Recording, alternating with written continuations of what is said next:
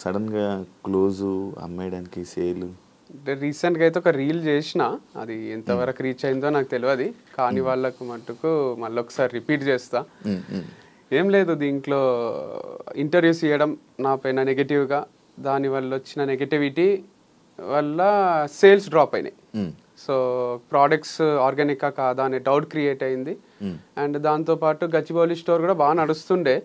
అక్కడ కొంచెం ప్రజలు ఎవరేం మాట్లాడినా లైట్ తీసుకొని వాళ్ళకి కావాల్సిన ప్రోడక్ట్ వాళ్ళకి వస్తుందా లేదా అని వచ్చేవాళ్ళే. అక్కడ లిఫ్ట్ ప్రాబ్లం వల్ల కొంచెం సేల్స్ అక్కడ కూడా డ్రాప్ అయినాయి. 2 మెయిన్ రీజన్స్. ఒకటి నెగటివ్గా ఇంటర్వ్యూస్ ఇవ్వడం వల్ల వంశీ మంచోడు కాదు అనేది, అండ్ ప్రోడక్ట్స్ మంచివి కాదు అనేది. అది బాగా ఇంకిపోయింది అనుకోండి మైండ్స్లోకి. అది నేనున్నా యాజ్ అన్ ఆడియన్ నేను కూడా బిలీవ్ చేస్తుంది, అవునేమో కరెక్టేనేమో అని నమ్మేటోనే. ఇప్పుడు టైటాన్ వాచ్ ఉంది, మంచిది కాదు అన్నారు అని చెప్తే, అరే అనవసరంగా ఇన్ని రోజులు అది వాడినా కదా, కోటిలో 50 రూపాయలకే దొరుకుతుంది అన్నారు అని నేను కూడా కోటిలకు పోయి కొనుక్కుంటా. అట్లా నమ్మిండ్రు. సో దానికి ఎవరిని తప్పు పెట్టేది లేదు. అందుకోసము సేల్స్ డ్రాప్ అయితే నేను అప్పులు తీసుకొచ్చి బయట నుంచి పెట్టి ఇంకా లాస్ చేసుకొని నడిపించలేను కదా. ఆల్రెడీ అప్పులు చేసినా లాస్ అయినా, ఇంకా లాస్ని మల్టిప్లై చేసుకోవడం ఎందుకు అని బంద్ చేసేసిన.